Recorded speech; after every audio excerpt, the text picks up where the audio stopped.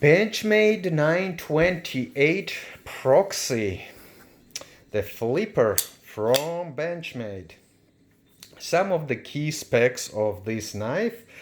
We've got a knife in the open length at 885 inches, which is 22.5 centimeters long. We've got a blade length 3.87 inches, 9.83 centimeters long. Closed 5.09 inches, 12.93 centimeters. And the blade steel, we've got CPM-20CV drop point design Satin blade with a 0.15 inch blade thickness, 3.81 millimeters. Overall weight on this guy, we've got 4.86 ounces, 138 grams. It's a flipper that runs on bearings. We've got a half a frame of G10 and another titanium.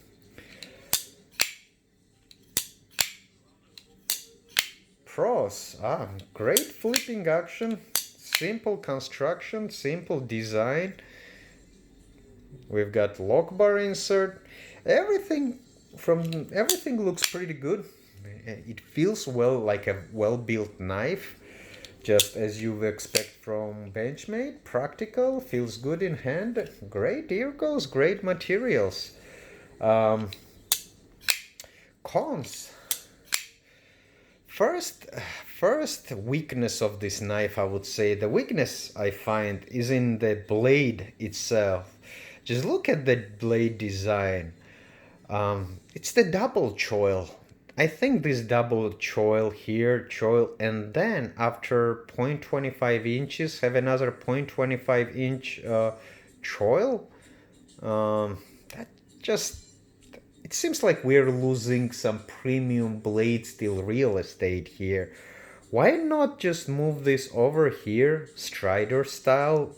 A deep big choil followed by smaller, and that's what I criticize Strider for. Why do you need the second one? Damn it, just have the blade still extra length. So in reality, when you see this, yeah, the knife is actually 3.5 inches, and if the knife came right here, it would be about 3.75 inches. So I see no practical use of this or why we have it here. So I'm gonna shave 1 point off on this. I think this is absolutely unnecessary. Another point, weak point, the flipper tab. The flipper tab, after you keep flipping, then your finger starts to slip. Then you have to press a little bit. You know, when your flipper tab is at around 120 degrees, you might as well put some jimping on it. Hinderers got it, a lot of other guys do it. Why not? Jimping would have helped a lot. And besides, right here the knife is not in a good position either. If you press it, it just feels so slippery that your finger might slide over if you push something. If you put enough pressure, I'm afraid your finger will jump and it will wind up on a blade, and that's not gonna be pretty. So some jimping would have been very welcome on the flipper tab, as well as a neck spine of the maybe not the blade but the frame itself. And the last criticism, the overall structure of the knife. I personally don't like when I see knife where we have half of the frame high quality titanium and then another half G10 right on it and a pivot drilled to it. You know, if you hit a wood and you do just a little prying with it, yeah, you're not supposed to do prying with knife, but you know what, when you carry everyday use, sometimes you do need to do light prying, and knife should be able to take some relatively minor and light prying without any issue. On this one, just as with any other design of knives that have half G10 sitting, Strider comes in my mind. Sasha Teal, the officer that I have. Every one of those knives I did criticize for that you gotta have a liner inside to reinforce the overall structure of the knife.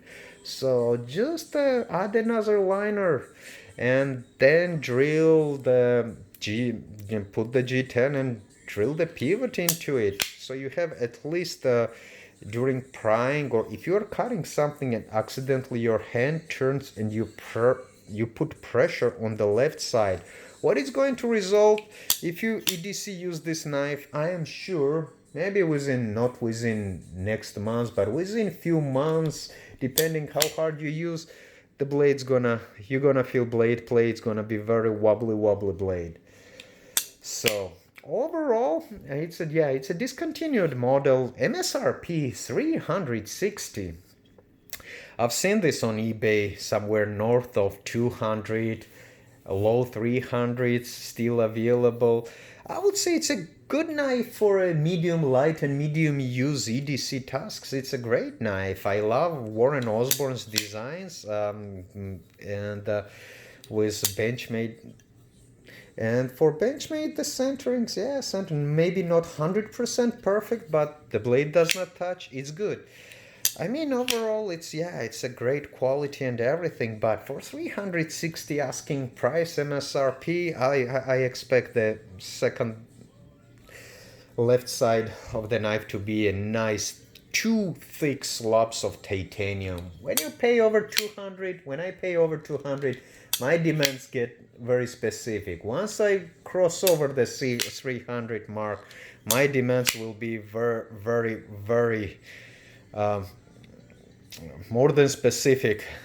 My criticism will be very brutal once I cross the 300 threshold. So everyday use. It's a great EDC knife, discontinued model, very interesting, beautiful looking drop point design. It's a practical knife for medium use tasks, and it's a good knife. I would give this knife, considering all the pros and cons, I think this guy does deserve 7.5 out of 10 points, maybe 7 out of 10 points.